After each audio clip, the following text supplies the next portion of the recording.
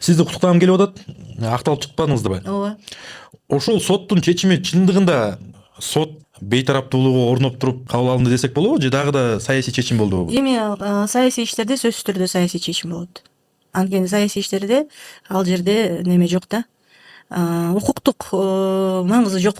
Ал сөзсүз түрдө токулат, сөзсүз түрдө сүйлөшүүлөр болот. Только саясий иш болгондон кийин саясий сүйлөшүүлөр менен гана бир жыйынтыкка жетесиң да. Ошол себептен албетте саясий чечим болду. Саясий иш болгондон кийин буга чейин да айтып келгем, биринчи инстанциядагы өкүм, актоо өкүмү биз үчүн күтүүсүз болду. Биз күткөн эмеспиз. Судья өзүн баягы тобокелчиликке салып туруп эле чыгарып койду да. Экинчи инстанциядагы өкүм, биз ошондой өкүмдү күттүк. Ошондой өкүм. Баары бир неметесиң да, кырдаал ар кандай болуп кетиши мүмкүн да. Бирөө бирдеме деп, ошо жана ошончо киши болуп аткандан кийин бирөө бирдеме деп сүйлөп койсо, дагы бир нерсең жакпай калса кандай болуп кетет экен дегендай немеде жүрдүк, тынчсызданып. Кудайга шүгүр, баары жакшы болду, бүттү. Бирок эми дагы кассациялык инстанция бар да. Ошон үчүн бул окуя аягына чыга элек деп айтсак болот да.